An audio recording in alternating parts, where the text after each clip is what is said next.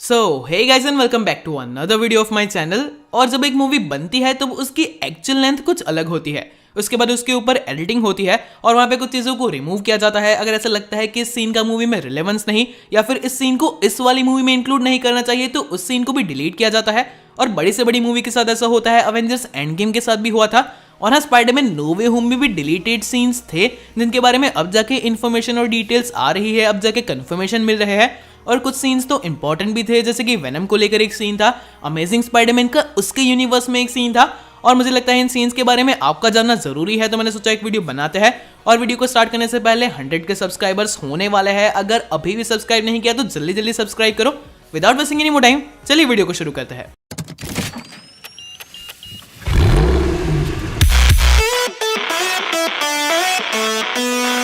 Okay, सबसे पहले आते हैं अमेजिंग स्पाइडरमैन वाले डिलीटेड सीन के ऊपर, जो कि उसके यूनिवर्स में टेक प्लेस करता है। तो जब एंड्रू गारफील्ड वापस उसके यूनिवर्स में यानी कि द अमेजिंग स्पाइडरमैन के यूनिवर्स में चला जाता है, उसके बाद उसका एक सीन था जहाँ पे वो ग्वेन स्टेसी की कब्र के ऊपर यानी कि उसके ग्रेव के ऊपर जाता है और फिर वो उससे बात करता है।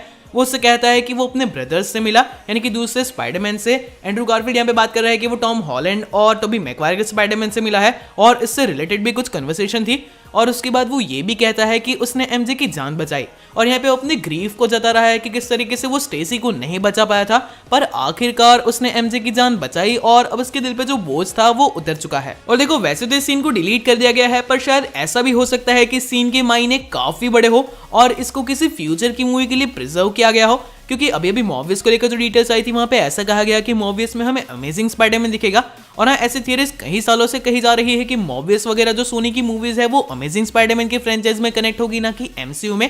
और यहाँ पे एक ट्रेलर के दौरान शॉट था जहाँ पे पीछे आप अमेजिंग स्पाइडरमैन का पोस्टर देख सकते हैं जिसके ऊपर मर्डरर लिखा है।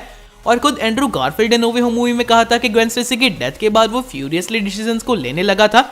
तो हाँ, इस केस में ऐसा हो सकता है कि उसके हाथों किसी इनोसेंट की या फिर किसी विलन की डेथ हो गई हो, जिसके ऊपर आगे जाके प्रॉब्लम्स क्रिएट हो सकती है, बिल्कुल जैसा एमसीयू के पीटर पार्कर के साथ हुआ था मिस्टीरियो को लेकर।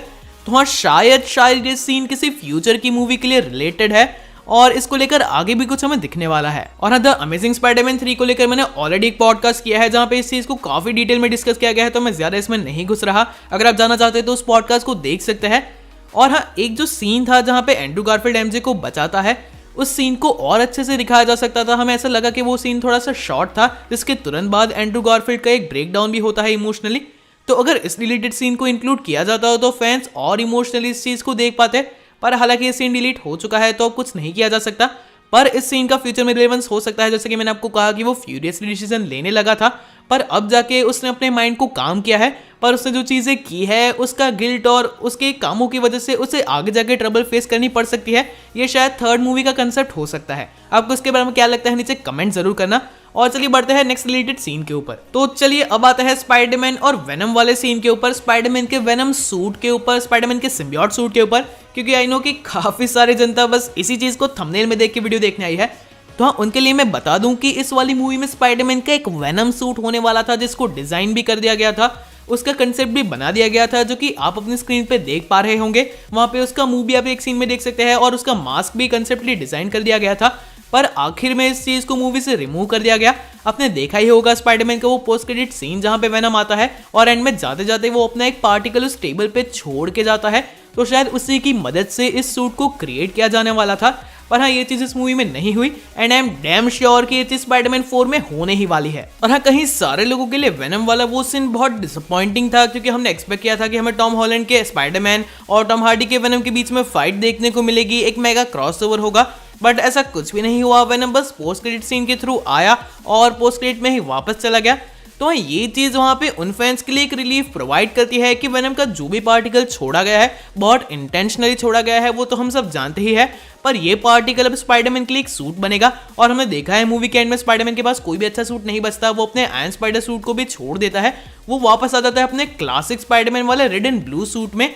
तो हाँ, अब स्पाइडरमैन को लिटरली इस सिम्बियोट सूट की जरूरत है अगर उसे किसी पावरफुल विलन के साथ फाइट करनी होगी। और हाँ, इसके अलावा एक थर्ड रिलेटेड सीन के बारे में भी कंफर्मेशन मिला है, जहाँ पे आयरन मैन की जो बेटी है मॉर्गन स्टार्क, जो कि आगे जाके आयरन हार्ट बनने वाली है, जिसे हमें एंड गेम में भी उसके चाइल्डहुड वाले वर्जन में दिखाया गया था, तो स्पाइडरमैन इस कैरेक्टर से जाके मिलने वाला था और वहां पे कन्वर्सेशन क्या थी, क्या चीज होने वाली थी, उसको लेकर कुछ भी क्लैरिफाई नहीं किया गया। बट व्हाट आई सपोज इसकी वो शायद उसे रिटर्न करने वाला था एडिट ग्लासेस जो कि उसे आयरन मैन ने दिए थे, क्योंकि उसके ऊपर काफी सारे इल्जाम भी लगाए गए थे इसी चीज को लेकर। और अब शायद वो चाहता होगा कि आयरन मैन की लेगेसी उसके राइटफुल ओनर को ट्रांसफर हो, यानी कि उसकी बेटी को, तो इसलिए उसने उस चीज को रिटर्न कर दिया। अब इसको लेकर और ज्यादा कंफर्मेशन शायद आएंगे, अगर कोई भी चीजें आगे आती है तो मैं आपको बताऊंगा ही। तो अगर नोटिफिकेशन को ऑन नहीं किया तो उसे याद से ऑन कर लो। So that is it for today guys. अगर आपको आज का वीडियो अच्छा लगा हो तो इसे लाइक कीजिए, शेयर कीजिए, अगर यहाँ पे नए हो तो इस चैनल को सब्सक्राइब भी कर लीजिए। मिलते हैं हमारे अगले वीडियो में।